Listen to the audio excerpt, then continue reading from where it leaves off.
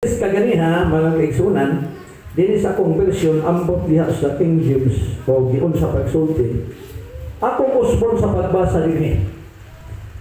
Namatay ako kauban ni Kristo sa cross. Dito sa King James, yun dito, gilansang ako kauban ni Kristo. Naagib siya termino nga, gilansang kauban ni Kristo. Pero din namatay ako kauban ni Kristo sa cross. Dili na ako ang nagakinabuhi karon, kung dili si Kristo na ang nagakinabuhi kanako. O kining kinabuhi nga akong gikinabuhi karon, mao ang resulta sa akong pagtuo sa anak sa Dios nga nahigugma kanako o naghalad sa iyang kinabuhi alang kanako. Ang atong mensahe akong giluhan og the power of good news. Ang gahom sa mayong balita. Si Pablo mga igsuon, literally, wala malansang dito sa cross. Kaya sa Biblia, kung imong tanawon, doon na itulog ka, mga tao nga gilansang. Doon ay sa right side, doon ay sa left side ni Kristo. O si Kristo yun, mao ang naa sa tunga. Unang si Ellen G. White na ingon, to all teaching central to the cross of Christ. Ang tanang pagpanudlo o pagtuon, kinahanglan nga mga pagpumalandong dito sa cross ni Kristo.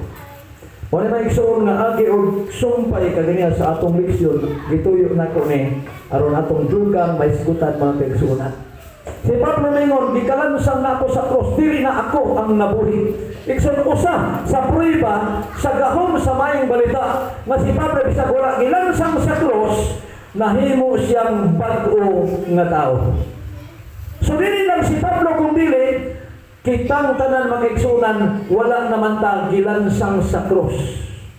Pero nahimo tang bag-o diya sa tubangan sa Ginoo. Muna nagapatuntag determinasyon nga langit ang hinungdan nga nialagad ta. Kaya naman, ingon si Pablo sa iyang wali, tulo sa 1:5, sa pagkalumog ninis mayong balita sa kamatuuran, iandam alang kaninyo ang langit. Muna ang awit na yun, langit ang hinungdan.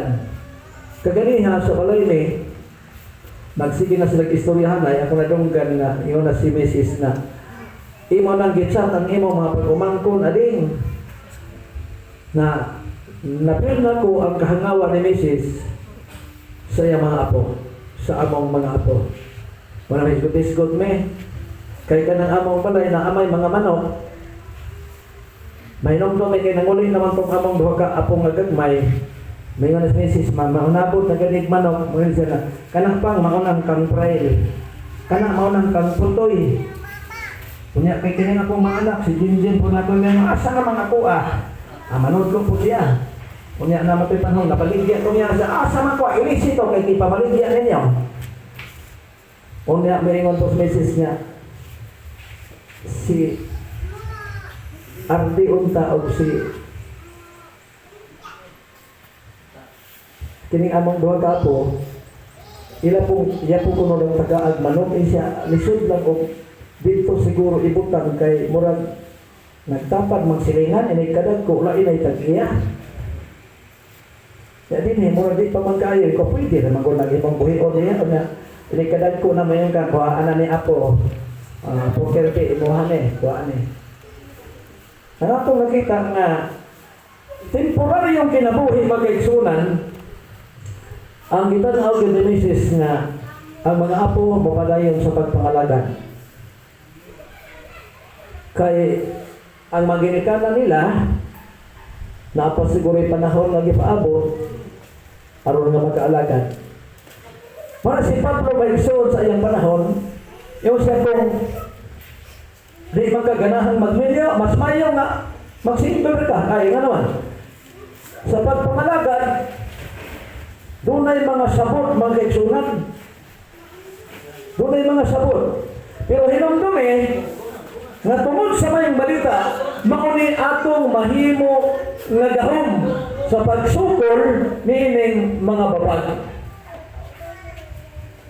Walang kinabuhi ni Pablo Maison, makaroon atong hisgutan sa magkadyot Ingon sa unang Korinto 11:1, awat ka mo kanako kaya ko nag-awat kang Kristo. So mo ni meaning sa may balita nga miabot ngadto niya ngayang giisip na siya pud ginansang sa krus. Unsa may naa sa krus, ang ubang makaigsunan ilag yung kinabuhi kanang mga debunti kay makaigsunan gapanguros. Nakakita ko sa YouTube sa rason sa mga tao nganong na manguros gyud sila. Ang ilang rason nga abog sa panuway. Usahay doon na po yung mga pangutana nga mabalik na ito nila nga maglibog sila. Kung ang pagpanguros abog sa panuway, nga naman nga pag-abot sa sulod sa simbahan, ang daghan dito maglumba magpanguros. Sa ato pa na daghan panuway sa sulod. Mao ba? No, magduha-duha ta ug mao ba gyud tinuod nga rason nga abog sa panuway. Kay kung abog sa panuway pagkakitag simbahan, manguros man po sa lalay. Na unsa naman itong simbahan na himo na lipotong panuway. Murag na mga kalibo. Unya doon ay rason nga gipaabot ako sa kasipti. Nakita nako. Gisulat sa Henesis 48